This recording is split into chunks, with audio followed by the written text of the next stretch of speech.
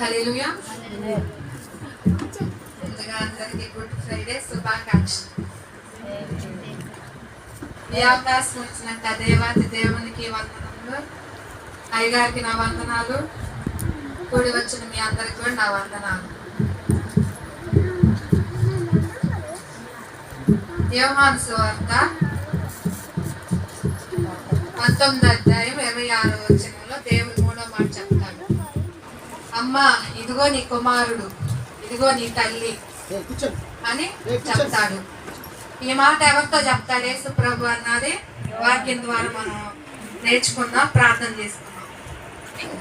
మహాపరిశుద్ధుడా, ప్రేమ కలిగిన తండ్రి, దయ కలిగిన రాజా, నీ బంగారు పాదములకు వందనాలు, స్తోత్రాలయ్యా తండ్రి ప్రభా.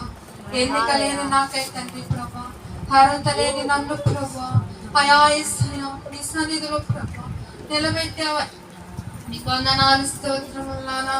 అయాయస్య ఏ రీతిగా ప్రభా నీ బిడ్డలు బోధించాలో ప్రభా, అర్థమయ్యే విధంగా ప్రభా అయా చెప్పాలో ప్రభా, సహాయం చేయండి, జ్ఞానం దయచేయండి ప్రభా. వాక్యం వింటుండగా ప్రభా మాలో పశ్చాత్తాప హృదయాలు కలిగించేయండి ప్రభా. అయా యేసయ్యా, మా హృదయాలు నాటబడాలయ్యా తండ్రి నాన్న. అయా యేసయ్యా, అయా దేవా, ఈ మాట ద్వారా ప్రభా అనేక విషయాన్ని గ్రహించుకోవాలయ్యా తండ్రి ప్రభా. ఏనాడు ఎక్కడ కూడా మర్చిపోకుండా ప్రభా మంచి నేలను ఫలించు ప్రభా. అయా మంచి నేలను ఫలించి విత్తనం వల్లే ప్రభా మా హృదయాలు నాటుకోవడానికి సహాయం చేయమని అయా యేసుక్రీస్తు నామమున ప్రార్థిస్తున్నాను పరమ తండ్రి, ఆమేన్. యోహాను సువార్త 19:26 చదువు. యేసు తన తల్లియు తాను ప్రేమించిన శిష్యుడును దగ్గర నిలిచి ఉండుట చూచి, అమ్మా, ఇదిగో నీ కుమారుడు అని తన తల్లితో చెప్పాను. ఎవరితో చెప్పాడంట? అమ్మా, ఇదిగో నీ కుమారుడు అని తల్లితో చెప్పాడు. 27 తరువాత శిష్యుని చూసి, ఇదిగో నీ తల్లి అని చెప్పెను. ఆ గడియ నుండి ఆ శిష్యుడు ఆమెను తన ఇంట చేర్చుకొనెను. హల్లెలూయా. యోహాను చెప్తాడన్నమాట యేసు ప్రభు. ఇదిగో నీ కుమారుడు అని తల్లికి చెప్తాడు. యోహాను ఇదిగో నీ తల్లి అని చెప్తాడు. యేసు ప్రభు శిష్యులు లేరంటారు యోహాను చెప్తానికి. మరియం భార్య తప్పు చెప్పడానికి ఉన్నారా లేదా? ఉన్నారు కదా. యోహాను మాత్రం ఎందుకు అప్పు చెప్పాడు తన తల్లిని? ముందుగా అమ్మ అంటే మన పెదవుల్లో అది మాధుర్యం, ఎంతో మాధుర్యమైన మాట. యేసు ప్రభు అంత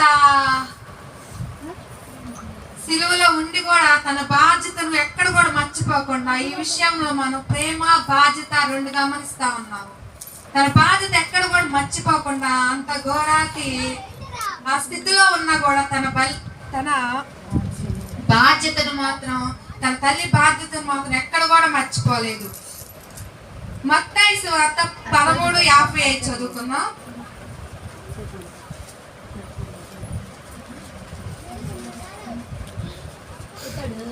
ఇతడు వడ్లవాని కుమారుడు కాడా? ఇతని తల్లి పేరు మరియ కాదా? యాకోబు, యోసేపు, సీమోను, యూదా అనువారు ఇతని సహోదరులు కాదా? ఇతని సోదరి మనులందరూ మనతోనే ఉన్నవారు కారా? ఇప్పుడు యేసు ప్రభు శిష్యులు ఉన్నారా లేదు? వాక్యం బట్టి యేసు ప్రభు తమ్ముళ్ళు ఎవరాళ్ళు? యాకోబు, యోసేపు, సీమోను, యోదా, నలుగురు బ్రదర్స్ ఉన్నారు యేసు ప్రభుకి. అయినా కూడా వాళ్ళని పక్కన పెట్టి యోహానుకు మాత్రమే అప్పచెప్పాడు అన్నమాట. ఎంతో మంది శిష్యులు యేసు ప్రభుతో ఉండి తింటూ యేసు ప్రభు కార్యాలు చూస్తూ కూడా అందరు పక్కకి వెళ్ళిపోయారు. చివరికి యోహాను అక్కడ నిలబడ్డాడు. ఎంతో యేసు ప్రభు రమ్మును ఆనుకొని ఉన్నాడు యోహాను. ఎంతో నమ్మకంగా ఉన్నాడు కాబట్టి తన తల్లిని యోహానుకి అప్పగించాడు అన్నమాట. మనం కూడా మన తల్లిదండ్రులను కూడా ఎక్కడ కూడా మర్చిపోకూడదు. మన తల్లిదండ్రులు ఎక్కడ కూడా నిర్లక్ష్యం చేయకూడదు. బైబిల్ వాక్యంలో కూడా చెప్తున్నారు కదా దేవుడు ద్వితీయోపదేశ కాండం 5:16 ద్వితీయోపదేశ కాండం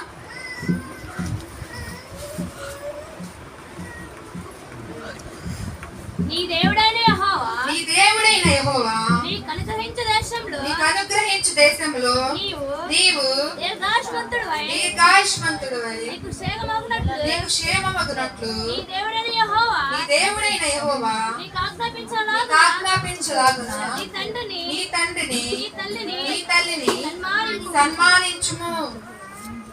ఏమంటున్నాడు దేవుడు? నీ తల్లిని నీ తండ్రిని సన్మానించుము.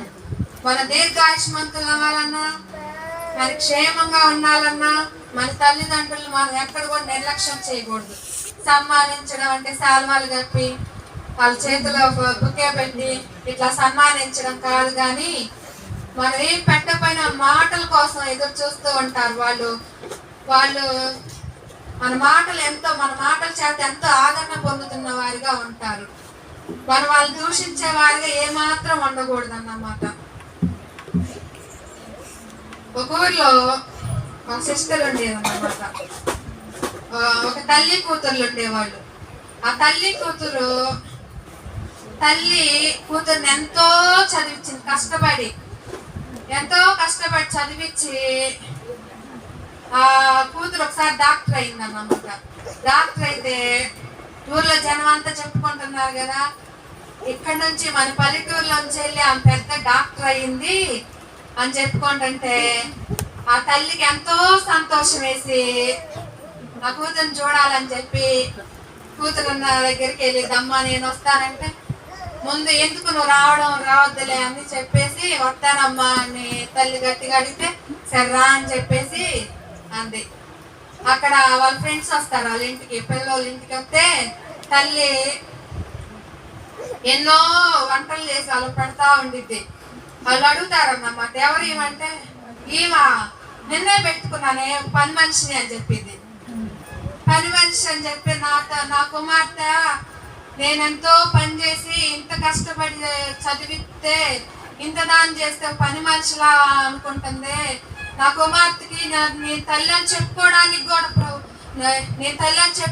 కూడా ఇష్టం లేదే అని చెప్పేసి కూతురికి 2 మాటలు చెప్పేసి, ఎందుకమ్మా ఇట్లా చెప్పేసి నన్ను ఇట్లా ఇంత కష్టంలో కూడా నిన్ను చదివించి ఇంత ప్రయోజకరాలు చేసినందుకు నీ ఫ్రెండ్స్ ముందు కూడా నా తల్లి అని చెప్పుకోలేకపోతున్నా, నా నైట్ ఎలాగోలని ఇంటికి వెళ్ళిపోయి అదే ఆలోచిస్తూ ఎంతో దుఃఖంతో ఏ పని చేస్తున్నా కూడా కూతురు అన్నమాట పని మనిషి అందు, నా కూతురు పని మనిషి అందా నన్ను అని చెప్పేసి అదే దుఃఖంతో అదే మనోవేదంతో తల్లి అలానే మరణించింది.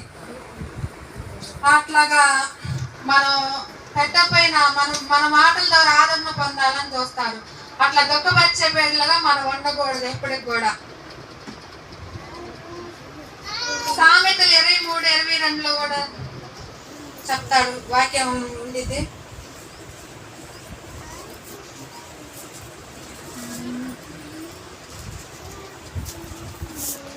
నిన్ను కనిన తండ్రి నీ తండ్రి ఉపదేశం అంగీకరించుము. నీ తల్లి ముదిమియందు ఆమెను నిర్లక్ష్యం చేయకుము. ఏమంటున్నాడు దేవుడు ఇక్కడ? నిన్ను కనిన నీ తండ్రి ఉపదేశం అంగీకరించాలి. మన తల్లిదండ్రులు చెప్పిన మాటలు మనం అంగీకరించాలి. వాళ్ళు మంచి చెప్తున్నారా చెడు చెప్తున్నారా ఏం చెప్పినా కూడా తోసేయకుండా మన తల్లిదండ్రుల బోధన ఎక్కడ కూడా పెడచెవును పెట్టకుండా వారిని రెస్పెక్ట్ చేయాలి. మనం వాళ్ళు గౌరవించాలి. వాళ్ళ మాటలు ఎక్కడ కూడా మనం తోసేయకూడదు. అలా తోసేస్తే దేవుడు ఏమంటున్నాడు తెలుసా? మీరు ప్రార్థన చేస్తున్నా విశ్వాసగా ఉన్నా మీరు అన్ని జనుల లెక్కన అని ఒక థాట్ బోధిస్తాడు. 1 తిమోతి 5:8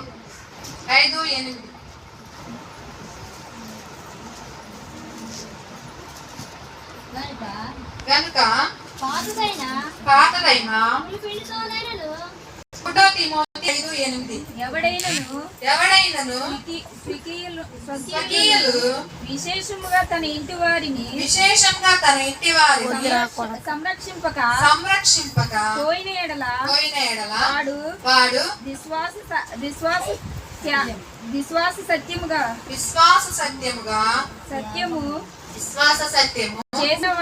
చేసిన వాడై అవిశ్వాసం కన్నా చెడ్డవాడై ఉండును. హల్లెలూయా. దేవుడు ఎక్కడైనా చెప్తున్నాడు, తన ఇంటి వారిని సంరక్షించిన వారు అవిశ్వాసి కంటే చెడ్డవాడంట. ఇక్కడ మన ఇంటి వారిని మనం సంరక్షించాలి, ఆదరించాలి. యేసు ప్రభు అక్కడ అంత వేదనలో ఉండి తన తల్లిదండ్రులు ఎవరిని కూడా మర్చిపోలేదు. మనం కూడా మన తల్లిదండ్రుల్ని మనల్ని మన మీదే ఆధారపడుతున్న మన తల్లిదండ్రులు మన చిన్నప్పుడు ఎంత త్యాగం చేస్తుంటారు, నిద్రలేని రాత్రులు గడుపుకుంటారు, మనకి బట్టలు కొనిస్తూ మనకి కావాల్సినవన్నీ వారి యొక్క ఆనందాలు కూడా వదులుకొని మన ఆనందాలు చూస్తున్న తల్లిదండ్రులు మనం ఎక్కడ కూడా మర్చిపోకూడదు. అలా మర్చిపోతే దేవుడు ఏమంటున్నాడు, అన్ని జనుల కంటే చెడ్డవారని చెప్తున్నాడు. ఇక్కడ ఒక దేశంలో